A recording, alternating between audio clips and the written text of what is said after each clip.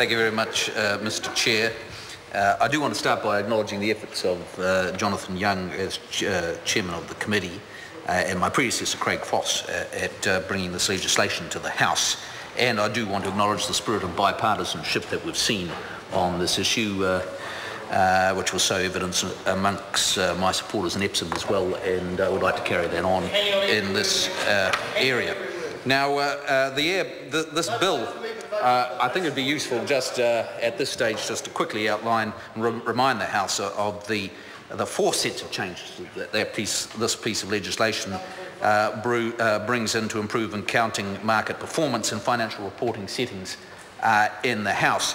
And so subpart 4 deals with changes to the New Zealand Institute of Chartered Accountants Act 1996, which is the function of that act is to require NZICA to regulate its members in the public interest and the non-regulatory functions, including the promotion of quality, expertise and integrity in the New Zealand accounting profession.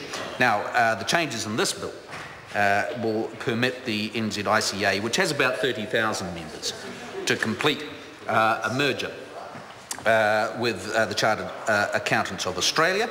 And so so subpart 4 deals with those details, and it enables the benefits of the mergers to go ahead.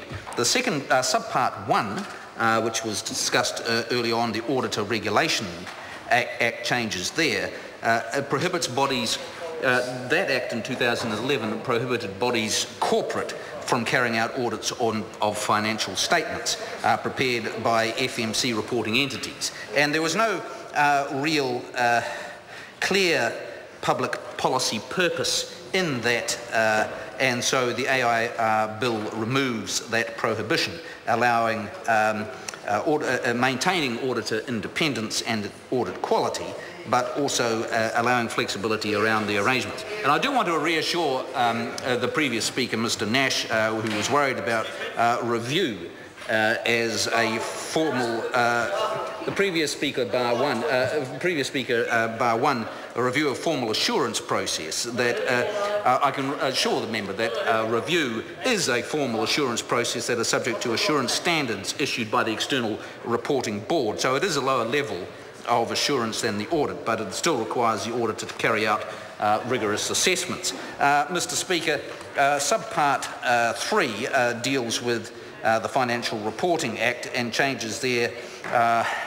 Under the old legislation, was only members of the NZICA and certain overseas qualified persons able to carry out statutory accounting functions. The ARI bill broadens that so that all appropriately qualified New Zealand members of a accounting professional body can operate as accountants in New Zealand. That's all about expanding the base of qualified accountants in New Zealand.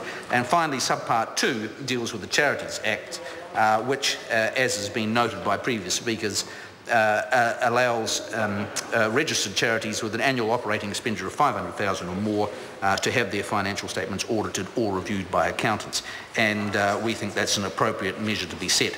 So all in all, Mr. Chair, I think we've got a good start here, and on that basis I'm sure that we can iron out any further details as the evening progresses. Thank you.